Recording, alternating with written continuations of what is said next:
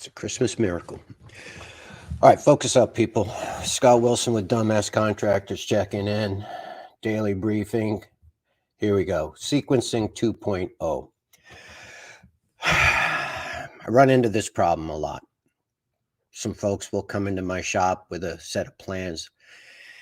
They've had an architect design for them. They gave their architect a budget of, 600,000, $1 million, whatever it is. And I am in the unfortunate position of telling them that their project is going to cost 2 or 3 times more than what their architect told them it would cost. At that point, both the architect and I have a credibility problem. They went to the architect in good faith. They spent 25,000 to, if it's Jimmy Smiros, you can spend $1.3 million designing your house. Architects love to draw pictures. They love to design crazy stuff. They think that homeowners will understand what they're building. And oftentimes the homeowner doesn't really know. They can't even read blueprints, let alone understand what the architect is building and the complexity of the project. It's my belief, and I've done this on several occasions where it's worked out flawlessly. Architects don't buy construction every day. They design construction, but they don't actually go out and buy it or produce it. General contractors / builders do this every day for a living, and we're very well aware of the costs and how they change on an almost daily basis. Materials are always going up and down in cost. Labor, weather costs more to do stuff in the wintertime than it does the summertime. It's a complicated process, and I've always felt that people were better served when they came to me first with their budget, what they wanted, how we could fit it into the budget, and then design from there. I seem to be better than architects at describing people what is actually going to be produced out of the plans. When I'm working for an architect and I'm doing a big run of cabinets, a lot of times what I'll do is set up the project. I'll rough it out with plywood, and I'll just set it up in the room, just block it out, just really quick. It takes me a couple hours to set it up. I'll block it out, and I'll say, "Is this what you wanted?" Because a lot of times they say, "Well, I'd like to make an adjustment here and an adjustment there." The way that I stumbled across this was the architect had drawn a built-in unit. It was a bar, desk, everything folded out. He built it so deep that there was only about 3 feet from the front of the cabinets to the back of the room, and the room became unusable. So once I set it up for them, they were like, "No, that's not what we want." They had complete faith in the architect. When I questioned the homeowners, you guys sure that you want this? They were like, "Whatever the architect drew, that's what you're going to build." All right, so you want me to build this? Couple of sheets of 1/2-inch CDX. I could rough it out, block it out for them. And they're like, "No, that's not going to give us enough space in the room. It's not going to work." We redesigned it, shrunk it down, slid it back into the room, made it less deep, and the room started to work. I believe that people are best served by hiring an experienced builder first, starting there, speccing out a basic project, and then letting the architect get the details right. But you have to have faith in the builder to speak to the architect as your agent. I do a lot of kitchen and bath work.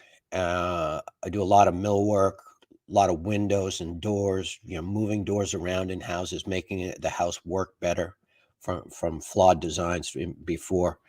And I can look at a set of plans and know whether it'll work or not. Know that it's not balanced with the rest of the house. You've got a house with 8-foot ceilings, and now you're going to put on an addition, 2,000 square foot addition with 10-foot ceiling. Half your house is going to be 4 feet higher than the new part of the house is going to be 4 feet taller than the other side of the house. And then when you add in, bigger dimension on framing lumber, you could be 5 feet. It looks out of scale. It doesn't match, and the house needs to grow and age gracefully. So what most people do is they'll give their architect $50 to $100,000 to design a project that they can't afford to build. They'll go out to 3 builders. It'll come back priced way out of their budget. Now they're angry at their architect for designing something they can't afford. They're arguing that they don't have any trust in builders because their architect told them this is what you're going to get for the for this price, and they're out of design money. Their whole design project has been design line item has been spent, and they don't have a set of plans. So what they do is they go back in and they'll spend $5,000 and come up with a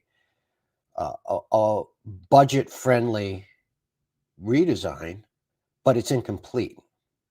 I'll get a set of plans. So, the second set of plans. I'm like, okay, what windows are spec? Well, we couldn't afford to pay the architect, $300 an hour to spec windows. We want you to do that.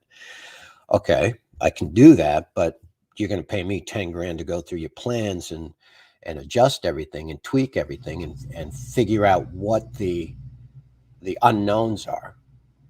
And it's an expensive process. And you don't end up with a very high quality set of plans, which slows down the building of the project and costs you money in other places.